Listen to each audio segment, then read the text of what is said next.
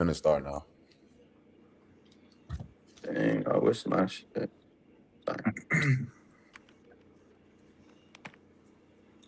It should be kind of. Yep. So, what's up, y'all? Welcome to the fifth episode of SKRILL'D Harkness. SKRILL'D Harkness is a networking panel, that we made to, just move conversation forward and have, meaningful conversations with meaningful people, bringing different perspectives to, just create and gain a, better understanding. So today for the fifth episode, today's question is, has convenience cost us our resilience? So to get us started, we're going to introduce ourselves and where we're from and answer the first question. Where has convenience improved our lives the most, and where has it hurt us the most? I can break the Ooh, ice here. All okay. right. All right. I'm Jalen. Nashville. I'm from Nashville. And I would say the question is, where has convenience helped us the most? I would say, I could think of a few examples, but one is just the internet. And then like major search engines, and now AI is just like you can get an answer at your fingertips. So that's probably the biggest convenience that I can think off rip. And to finish the question is, where has it hurt us the most? Like, where do you think Mm. that convenience, the internet, has hurt us the most? I think that inherently it's not a bad thing, like having more access, having quicker answers to questions that you might have, but it does hurt you just not having as much critical thought. Like if you're looking up a question, like you can look up a date and not know a date, but like applying knowledge type of questions, that's where it's probably hurt us because it doesn't take nothing to get an AI summary of what other opinions are. Yeah. How do you feel like? Because that's what I was thinking too. Just as far as like learning, like I feel like just for me, like just my experience, like I was challenged to learn. You feel me? Like I couldn't really just rely on like just like the internet until I got older. So like just Hmm. growing up as a kid, like do you feel like that's a lost Mm. art? Do you feel like, maybe it's still the same? Like people are still like challenging their kids to like use their brain and learn more, or do you feel like they more relying on technology? I feel like I that think. I can kind of take that, and I'll introduce myself. My name is Mark Jackson. What's going on, y'all? What's good, bro? Proud to be on this podcast and give my insight. And thank you guys for having me. First off, ready to For see sure. where this goes and just ready to take off. So, I think that's like a two part because not only do I feel like that is relying upon the parent to be able to instill that ethic, but it's also down to the kid to be able to, have the mindset to want to learn, to want to be able to be curious, to want to grow.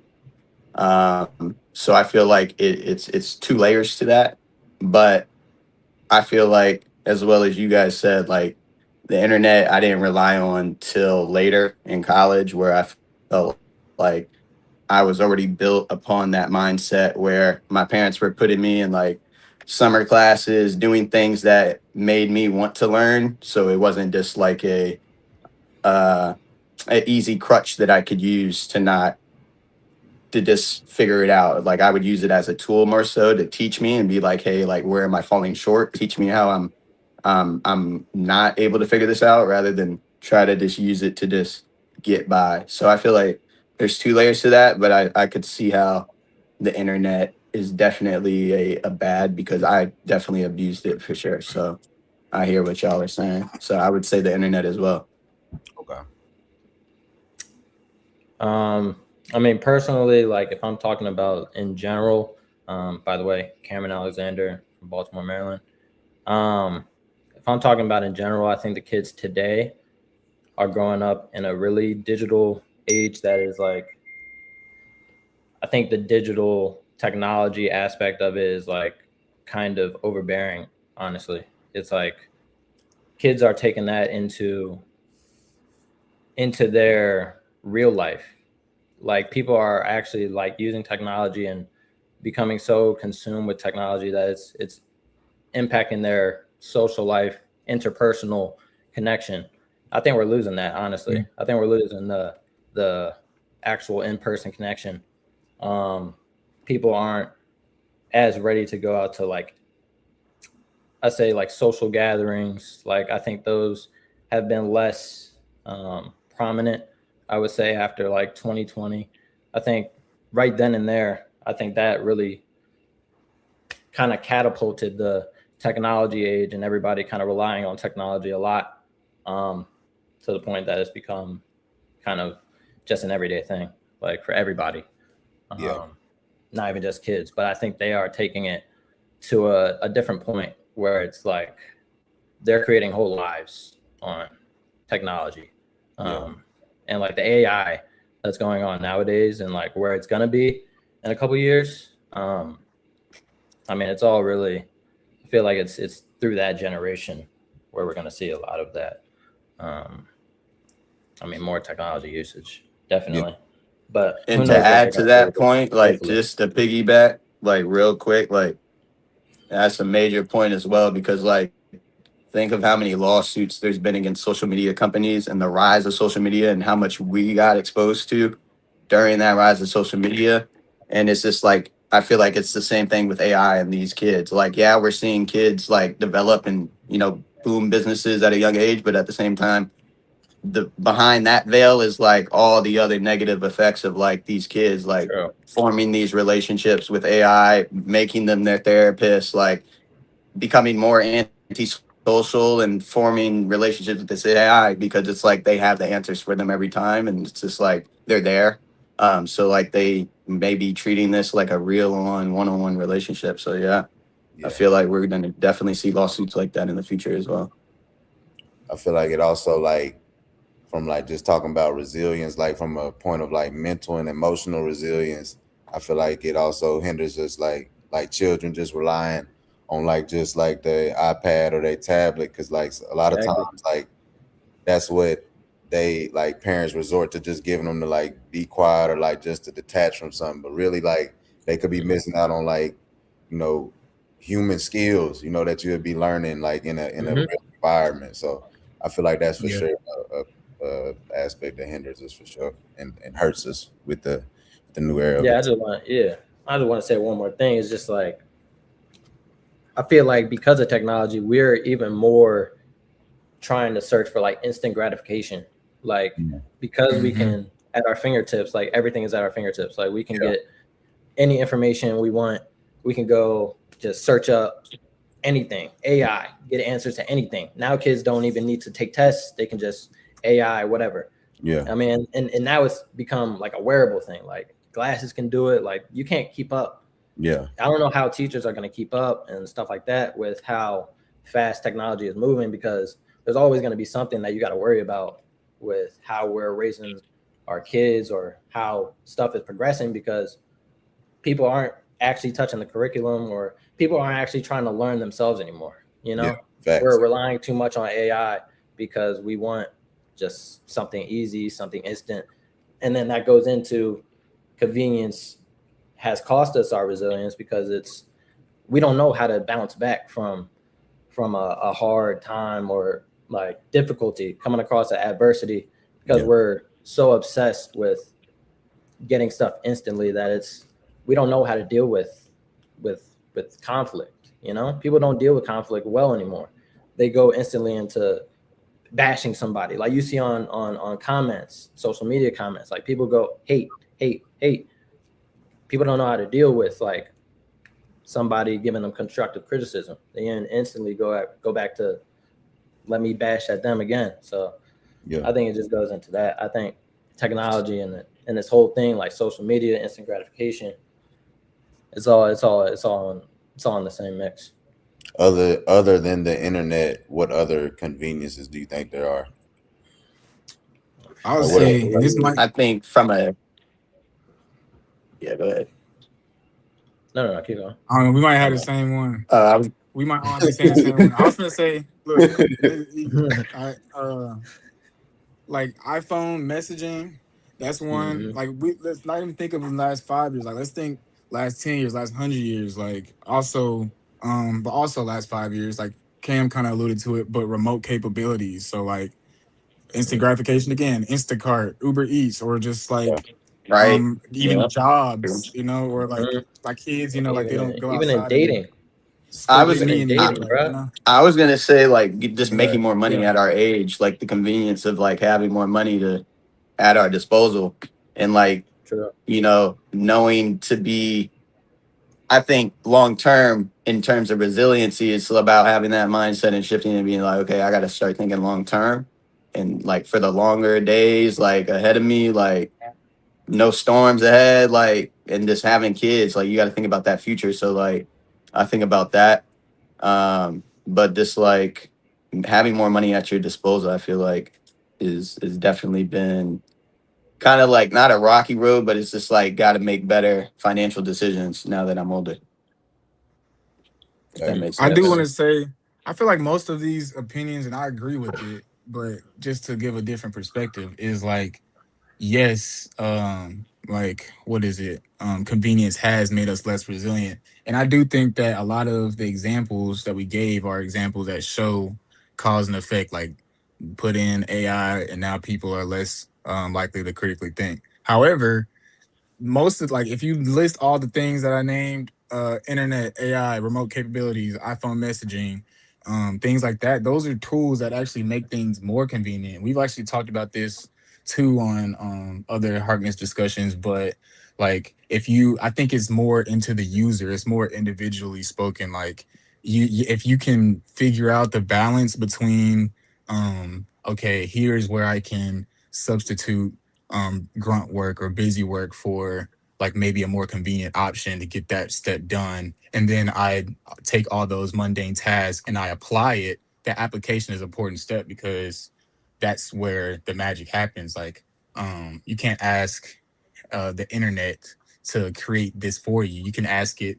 how to do this, and that, and then your brain is going to put all that, glue it all together. So I don't think inherently all the conveniences are bad, because there was a time like a couple years ago where it would take me a really long time. Like, I'm not a math person to create a sample piece of clothing, but now I can do my skill set and then lean on like the more mundane task of, okay, what are the inch sizes here, here, and I can combine that, the application, and then now I have something that's better. Like, obviously, like eating Uber Eats every day, yes, like you're gonna be like, maybe when you order some food next time, you're gonna be a little bit like stuttering over your words because you never have human interaction. But substituting Uber Eats every once in a while because you can't get out because you might have to take your kids to a soccer game or something like that, that's where convenience kind of helps, and I don't think it takes away from resilience necessarily. What Right. y'all think? Okay. I get what you mean. I get what you mean. When you said the examples, I get what you mean. But even on another layer, like you could break it down to like instead of going out to eat, I'll just cook at home. Let me look at the recipe. Kind of like that. That's kind of like how I break it down, or how I thought about it is like, you know, I could go out and get a Taco Bell Crunchwrap Supreme, or I could just look up the ingredients to make it at home. While that might be a more difficult And what task, did you at use to least look I'm it up? the internet. Exactly. But What? I'm But you I'm didn't just I'm go get it creating and a just I'm what is it? creating I'm still building a skill set through a more difficult task than rather ordering it myself. You applied So it. I'm Yeah. applying an application and I'm building a skill. And then in the end, you know, whether that be good or bad to your level of skill. But eventually over time, that skill builds and you get better at that application if you tend to persist that rather than scapegoating to a remote application or AI, if that makes sense. Yeah. When y'all was talking about like just like the testing, like how like we grew up taking tests and stuff, I'm sure like kids still take tests, but just how do you think that like with the brain, just how the brain is wired, like mentally, how we like, grow to think, more on ideas that, just as we grow up, like we expound upon ideas in our brain. So just how do you think that like challenges in young kids, just knowing that they have access to free information, and when sometimes to get information we had to sit and really ponder and think on like what this meant, or like, but now they're being like, it's just access to free information and you're not really training your mind to think beyond what you're being told. Like what do you think, like how deep do you think that gets? I mean, I feel like it should start in the school like system, but now they're giving the kids iPads. Yeah. Like they're giving middle schoolers iPads, so they're basically like encouraging, like use it, like Yeah. basically find all the answers you need on this tablet. Like we got tablets for you guys, so like they want you to use them, but at the same time, like you just got to be curious. You have to like nowadays more than ever, you got to want to like find out the information yourself. Like you got to find out the truth, like somehow, because there's a lot of fake stuff out there. There's a lot of fake news out there. You got to find out the truth. Like you gotta find a good source. Like Thanks. That could be a whole class they teach students in general, because part of me is like, you're not gonna. I mean, when the internet was introduced, that was a huge thing that people might feel one way or the other about. Are we gonna still learn? And we've adapted, and now AI is the next big thing that we can't control. That's gonna keep making things quicker. But that could be a whole class right there. Like, okay, now that we are implementing iPads, like we can't run from it, because when these students grow up, they go to college and they have their work, like their job's not going to ask them to write out a math problem. Like you can use your calculator, So I think that should be a whole class though, like learning to be in search of truth, like look for know the signs of what to look for, and don't just don't believe the first AI summary that you get when you press enter. I do think that that's a fine line that needs to be, that's important. Yeah, that's a good point. and that takes us literally into the next question, like because like as we say, like it's inevitable. Like we in the era of technology that like it's gonna be here. Like I doubt it just technology get wiped out. I mean, if not, it's gonna grow and be even bigger. So like the next question is, how do we embrace like that convenience without losing like that mental resiliency, physical resiliency, problem solving? You get what I'm saying? So like, how do we like incorporate and reap the benefits of it while still maintaining true to like what makes us valuable? I think you set like a fail safe kind of for yourself. Like You said damn near, I think, fail safe. yeah, like kind of have systems have fail safes so they don't like fail. Like kind of like an elevator will have an emergency brake. No, I'm not trying to. You get what I mean? You get what, I've never heard of fail safe. no, yeah, no worries. But basically, I think of it like that. Like we have to implement these kind of fail safes to ensure, like, check ourselves, or if we need to put like flags in place or markers in place to be able to make sure that we're not only learning this information, but we're comprehending it. So it's not just like memorization, but we're comprehending this. Kind of like I said, like, the application, a more mundane task, like have it challenge you to take more mundane tasks, more mundane. That way you're like going through the motions every time until it's like, okay, like I can do this by myself. I don't even need AI to teach me. And I can even improve upon the way it taught me. You get what I mean? So like, I feel like it's about just having it teach you in a more way that is just more methodical. That way you're able to implement your own tweaks upon it there down the road. So like kind of like fail safes or markers is my point of view. Okay. I think that, I don't know, part of me when I was thinking about this question is like, there's part of you that's gonna lose a bit of convenience, but that's just the trade-off. So I thought about the example of humans used to like run for like hundreds of miles, right, to capture prey away from predators. Like they would literally run down their prey until they got tired and then capture them. And so we don't do that anymore, right? We use guns and harpoons and lassos. Like we have other means and technology that makes it way easier and more convenient to get our food or to run away from prey or whatever the case may be. But that's not necessarily something that like a skill that, yes, that's a downgrade from what we can do today, like, or what we can do today is a downgrade from being able to run hundreds of miles. But that's not necessarily a better trade-off than having all the skills that we've learned over time today. But another example is kind of like, penmanship. I joke with my students all the time, like, y'all don't even know how to write in cursive, stuff like that. Like, so some of those skills are being lost, and it's just like, But it's because now we can type 100 words a minute though, and that's way quicker. And so is which is more important? I don't know. I think that there's going to be a little bit of a trade-off whenever we do sometimes evolve.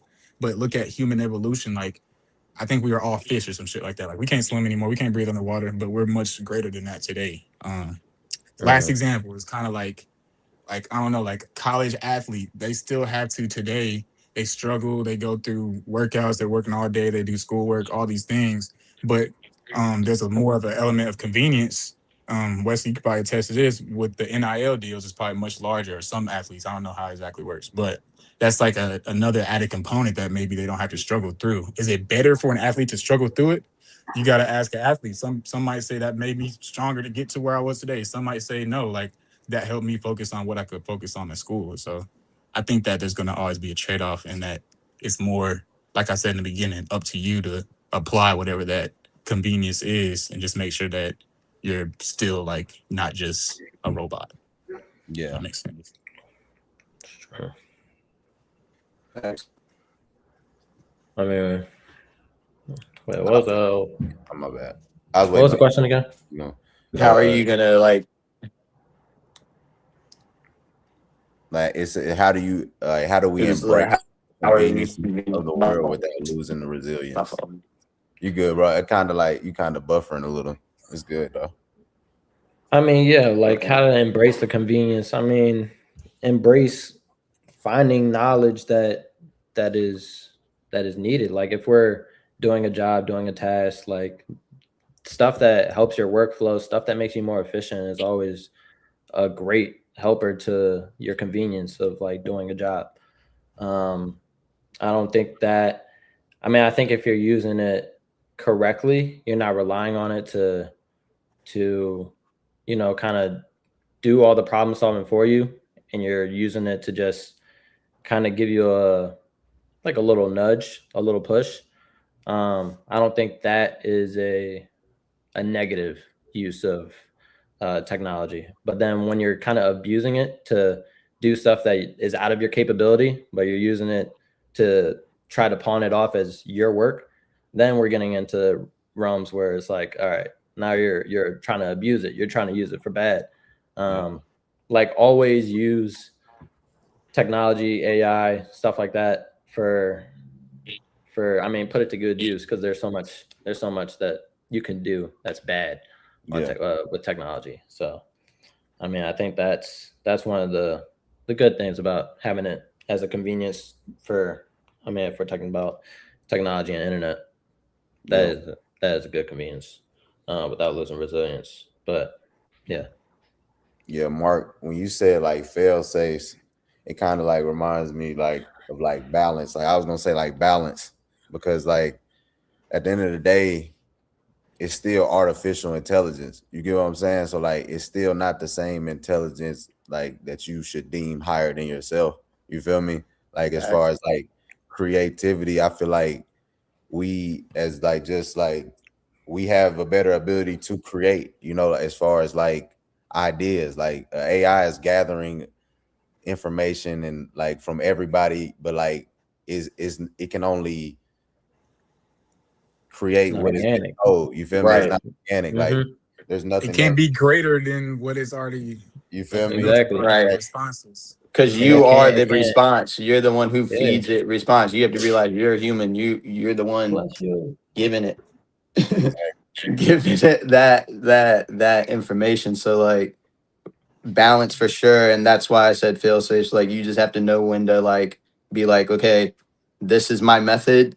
I'm learning from this. I'm learning this method, this half, this portion from AI, and this portion is going to be me. And I'm going to apply this method. But then I feel like you can change it over time just as you learn, but just balance it out. Like you're not going to, you need to be able to critically think yourself. You get what I mean? And then you also need to be able to use AI to benefit you in the way that you're trying to critically think about things, if that makes sense. No, it do. I was finna say like if you looked at your brain as like a muscle, or like just looked at like just how you learn, whatever you're learning is like an object that you're training. Like AI could be thought of as like a machine that like where you just focus Facts. on this area of like learning. But like, I mean, I don't know if y'all are into working out, but like I feel like the best workout is when you expose your body to like open area and like open movements that require you to use everything. You feel me? But like the machine still have benefits, but like I don't feel like that should be your whole program. You feel me? Because Right. then you'll be stiff out here. You feel me? You'll be stiff. Exactly. Can't move for real. But like if you allow that to be a supplement, then you just adding on to, you know, just fluid information and fluid like thought process and mental capabilities and stuff. Exactly. Yeah, man. I appreciate y'all coming on. That was that's all we got for today for the Hardness, man. I feel like it was a good episode. I appreciate y'all hopping on, man. Appreciate the invite, man. Anytime. Thank you. Yeah, y'all back on for sure, man. Thank you for the opportunity. Get y'all back on for sure. Yep. Oh, shit, that'd be great. Yeah.